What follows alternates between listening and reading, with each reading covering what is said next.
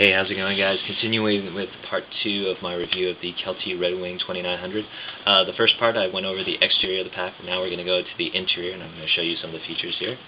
Now, the Redwing is a top-loading design, which means that you can open up this entire panel to get to the main interior of the pack versus a top loader, which is basically a sack where you have to go through the top. Now, the advantage of the panel loader is obviously you can get to your stuff more easily versus a top loader where you might have to take items out in order to reach things that are at the bottom of the pack. That's the advantage. The disadvantage of a panel loading pack is if the zipper breaks, you're screwed. All your stuff is going to spill out. And I've actually had a couple of occasions when I was in Europe where somebody had a pack break open and I had to help them carry their stuff back to the hostel. You're not going to have an issue if the zipper is strong, though. Kelty tends to make durable packs, and if you'll look here, the zippers are quite large and quite heavy duty, so I don't think that's going to be an issue unless I really go beyond the weight limitations of the pack.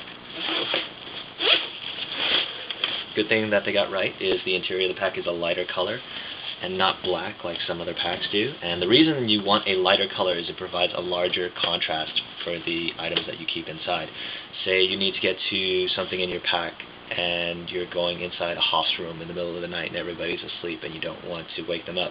Or say you're at a campsite and you only have to go by firelight or by a headlamp. You want this lighter color to give you a better contrast to your items so that it's easier to get to things. If you'll look here, this pack is hydration compatible, so you have a pouch right here to keep items, hydration pouch, but you can also keep other items inside.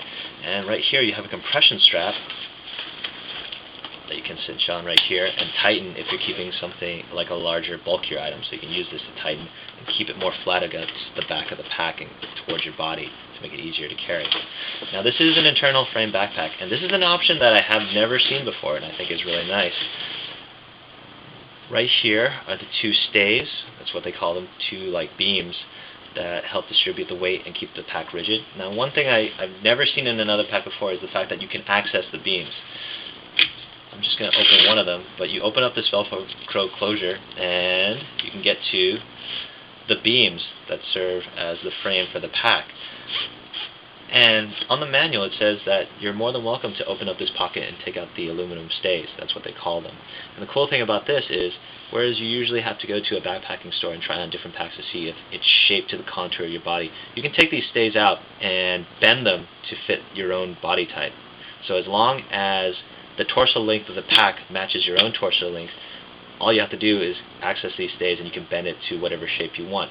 You can bend this across the table. I usually bend it across my thigh. I mean, it's soft enough to do that. And Kelty says that you can bend these as much as you want without damaging the stays. This is great.